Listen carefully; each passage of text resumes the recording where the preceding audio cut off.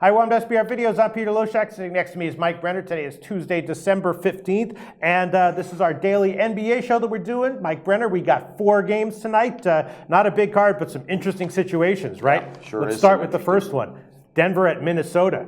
Minnesota 1-10-1 against the spread at home. Denver 7-4-1 against the spread on the road. They are in a back-to-back, but Minnesota a 6-point favorite that's gotten bet up from the opener of 5. Minnesota -6, and they're 1-10-1 against the spread at home. What do you make of that? Well, I'm not going to take anything on that, but I'm surprised that spread so high. In Denver, coming off a very, very good quality win last night against Houston. Of course, on their home floor, it is back-to-back, but that's a young team, so that kind of surprises me there, but I'm not touching it with a 10-foot pole, though. Okay. How about you? I don't know. I make all my bets on the NBA very, very last minute. I'm definitely leaning Denver there, though. Yeah, for sure. That's what I would do. I mean, it's at some point Minnesota's going to start covering at home, but I'm not sure if I want to lean 6 at this point. And then we also have Milwaukee against the Lakers, right? Milwaukee beat the Golden State Warriors, and now they're against the Lakers, who are just awful,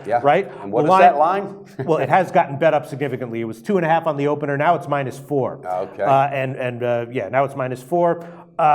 My lean would have to be on Milwaukee there. Yeah, and I have that as an official play because really? I grabbed it at 3 earlier. I couldn't believe it. I had to do a double take on that line. Again, Milwaukee coming off a quality win against Golden State, and that wasn't a fluke. This team is young, and they have potential. So I'm putting it out there. I'm going with the full game. I grabbed it at 3, but -4 is what's out there. -4 is what's out there. Yep, I'll confidently put it out there. I think they cover that. Take the Bucks minus the 4 on the full game. Yeah, it was a bad spot for Golden State, but that was not Milwaukee's only cover in these past few games. They've covered 4 out of their last 5, so they've been, like you said, they're a team with some fight in them. Yeah, and like you said, Lakers, they just suck. They suck. Yeah, getting only 4 points. And then what else do we have? The Cavs at Boston. This is an interesting one, right?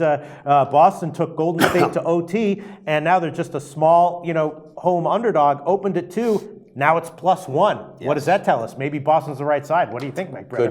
Could be, and I probably would jump on that. Boston's really played some great ball. They haven't had a bad game this month. The 2 losses were against very good quality teams.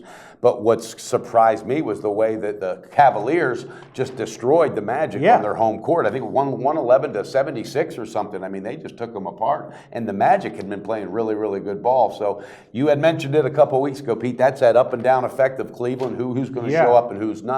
Now, I know Irving's not back, but Shumpert's back. Yes. So they got one weapon back, right? Yeah. I'm going with it. I'm doing a second play. I'm doing a second play. You're going to take the Cavs? I'm taking the Cavs. I think it's finally the night they come through on the full game, -1.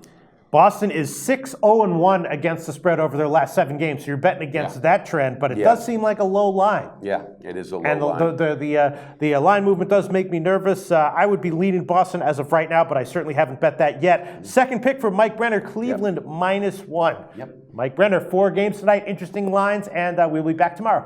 Look forward to it, Pete. Thanks a lot.